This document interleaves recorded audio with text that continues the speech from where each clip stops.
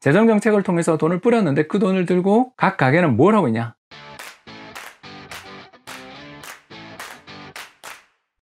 안녕하세요. 이코노미스트 홍춘욱입니다. 오늘은 미국 은행권에 돈이 흘러넘치니 양쪽 하나가 중단될 것이다 라는 이야기에 대해서 한번 나눠보고자 합니다. 그림에 나와 있는 것은 미 연준이 가지고 있는 레포의 규모인데, 이 레포라는 게 뭐냐 하면 환매 조건부 또는 리퍼체이즈 다 좋습니다. 중앙은행이 일반적으로 어떤 일들을 하냐 하면, 중앙은행이 어떤 금융기관에 자산을 담보를 받아서, 예를 들어서 은행이 가지고 있는 대출채권, 매출채권을 가지고 있으면 그 채권을 담보를 잡아서 돈을 빌려주게 됩니다. 그래서 은행을 향해 돈이 막 가게 됩니다. 근데 지금 그림을 보시면 알겠지만 연준이 가지고 있는 돈입니다. 바로 이것을 저희들은 영레포라고 부르기도 하는데요. 이게 뭐냐 하면 시중은행이나 MMF가 연준에게 돈을 빌려준 것을 의미합니다. 연준은 돈이 필요하지 않잖아요. 연준은 양적 완화 등을 통해서 끊임없이 금융시장에 돈을 뿌려주고 있는 존재인데, 은행이나 MMF, 머니마켓 펀드 같은 금융기관들이 돈이 너무 흘러넘치면 자기들 돈을 운용할 데가 없으니까 그 단기적인 운용을,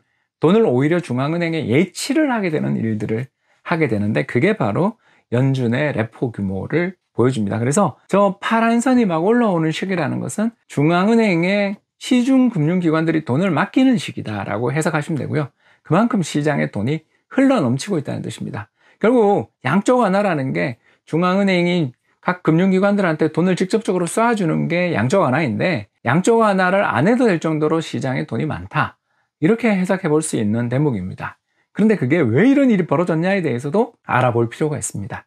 첫 번째 이유는 뭐냐? 대출 감소입니다. 너무나 놀라운 숫자가 나오고 있죠. 빨간 선은 미국 은행권의 대출 증가율인데 마이너스 행진을 계속하고 있습니다. 아니, 아까 제가 이야기했잖아요. 양적 완화를 통해서 각 금융기관이 가지고 있는 돈들, 즉 채권이나 이런 것들, 유가증권을 사주면서 은행에 막 돈을 공급해 줬는데, 은행들은 그걸 어떻게 하고 있냐? 대출 안 하고 현금만 움켜쥐고 있거나, 그것도 남아도니까 중앙은행에 돈을 빌려주고 있더라. 왜 그럴까요? 무섭거든요. 2008년 글로벌 금융위기 때 시티나 뱅크 오브 아메리카 같은 수많은 금융기관들이 연쇄적으로 어려움을 겪고 공적자금 받았습니다. 그래서 코로나 팬데믹 이후에 경기가 더 나빠지지 않을까 공포심을 갖게 된 나머지 대출을 회피했고요. 그래서 크레딧 스프레드, 파란 선이죠. 미국 회사채의 가상금리가 끊임없이 떨어지는 등 금융시장이 안정을 찾고 있음에도 불구하고 은행들의 대출은 잘 나오지 않고 있다. 한마디로 말해서 은행이 여전히 대출에 관심이 없다라는 것을 알 수 있습니다. 두 번째 요인은 무엇인가? 중앙정부가 재난지원금이라든가 실업수당, 그리고 푸드쿠폰 형태로 각 가정에 어마어마한 돈을 뿌렸죠. 재정정책을 통해서 돈을 뿌렸는데 그 돈을 들고 각 가게는 뭘 하고 있냐? 그림에 나와 있습니다. 저축하고 있습니다. 미국의 가계 저축률이 역사상 최고 수준이다. 1960년부터의 통계인데, 역사상 미국 가계, 미국의 각 가정이 이렇게 돈을 열심히 저축하는 일은 처음 보는 것 같습니다. 왜 이런 일이 벌어질까요? 사람들은 일시적인 소득이 생겼을 때 그 돈을 쓰기보다는 만일을 위해 모아두려는 생각을 가집니다. 이것을 바로 항상소득가설이라고 부르는데요. 꾸준하게 소득이 늘어나는 것에 대해서는 소비로 대응합니다. 즉, 어디 취직해서 앞으로 이 회사 계속 다닐 것 같다, 또는 내가 하고 있는 사업이 어느 정도 제기도에 올라섰다, 그럼 사람들이 돈을 씁니다. 그걸 항상소득가설이라고 하죠. 그러나 일시소득, 정부가 재난지원금을 푼다든가 실업수당을 준다든가 해서 일시적인 돈을 풀 때는 이걸 가지고는 대응하지 않아요.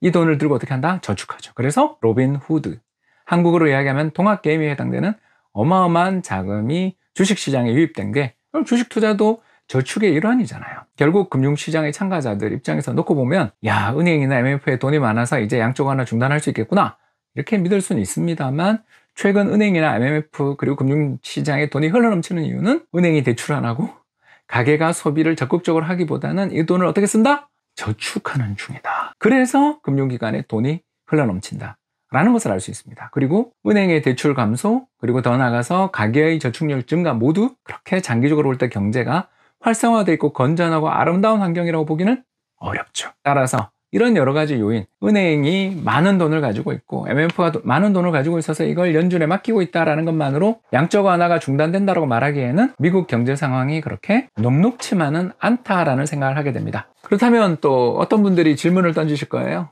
연준은 언제까지 그럼 양적 완화를 계속하고 돈을 뿌려야 되는가? 답이 나왔죠. 저축률이 떨어지기 시작하고 은행이 대출을 늘리는 등 경제가 정상화되는 신호가 보일 때 양적 완화를 축소하고 금리를 인상하게 될 겁니다. 그리고 제가 생각했을 땐 그건 올해보다는 내년, 내후년의 일이 아닐까 생각해 봅니다. 지금까지 경청해 주셔서 대단히 감사합니다.